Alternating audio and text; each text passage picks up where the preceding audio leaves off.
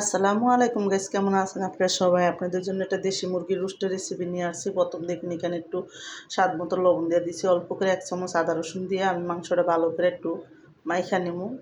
তো মাংসটা মাইখা তেলটা গরম হইলে আমি মাংসটা দেখুন এখানে তেলের মধ্যে দিয়ে দেবো সুন্দর করে। আর তেলের মধ্যে দিয়ে সবটি মাংস এখানে দেখুন আমি সুন্দর করে একসাথে দিয়ে দিছি কয়েকটা মাংস টুকরা দিয়ে যখন হালকা একটু লাল হয়ে আইব তারপরে কিন্তু আমি মাংসটা উড়াইয়া দেবো। আর প্রতিটা মাংস উঠাইয়া তারপরে কিন্তু আমি ওই পিঠটা হালকা হালকা লাল হওয়া পর্যন্ত আমি কিন্তু একটু বাজ্যা উঠাই দেবো।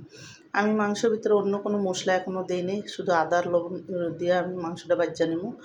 আর এখানে ভালো করে দেখুন একটা পিঠ যখন লাল হয়ে গেছে উঠাইয়া তারপরে ওই পিঠটা লাল হওয়া পর্যন্ত আমি মাংসটি বাজ্যা একটা সাইডে উঠায় রেখে দেবো।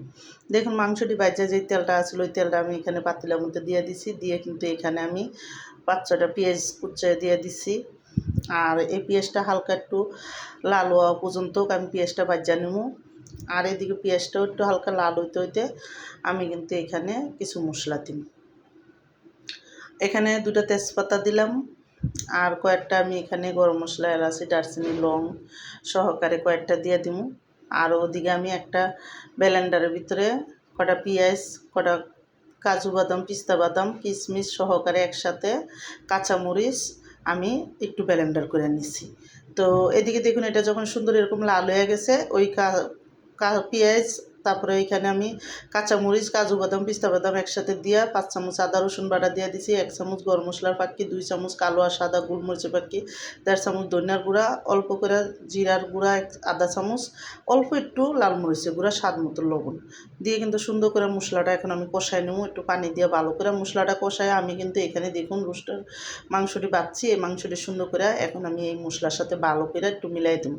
তো মাংসটা ভালো করে মশলার সাথে মিলাই ডাইকা তারপরে কিন্তু আমি মাংসটাকে সুন্দরভাবে কষাই নেবো, যতক্ষণ তেল ওঠে ততক্ষণ কষাবো। তা আমার এই রোস্টের রেসিপিটা যাদের পছন্দ তারা লাইক সাবস্ক্রাইব দিন, প্লিজ আমার ভিডিওটা বেশি বেশি শেয়ার করে দিন আর সাবস্ক্রাইব করে দিন। আর এইভাবে একবার হলে রোস্ট রান্না করে দেখেন, অনেকই মজা লাগে দেশি মুরগির। তো প্রথম দেখুন এখানে আমি সুন্দর করে কষাইয়া তারপরে কিন্তু একটা বাটির ভিতরে আমি আধা কাপ গুঁড়া দুধ আর 1.5 বাটি পানি দিয়া আর 2 চামচ চিনি একসাথে সুন্দর করে গুললে তারপরে কিন্তু আমি এখানে দেখুন দিয়ে দিলাম। আমি এই মাংসতে কোনো পানি দিলাম না, শুধু দুধটা দিয়ে দিছি। দিয়ে কিন্তু এখন কয়েকটা কাঁচামরিচ দিয়ে দিলাম, সুন্দর করে 2-3টা বলক আইলে চুলার আঁচটা কমাইয়া আমি কিন্তু এখানে ভালো করে তারপরে রান্নাটা করবো। তা আমি এখানে নামানোর আগে আমার তো লাগছে একটু লবণ কম, আর একটু লবণ দিলাম।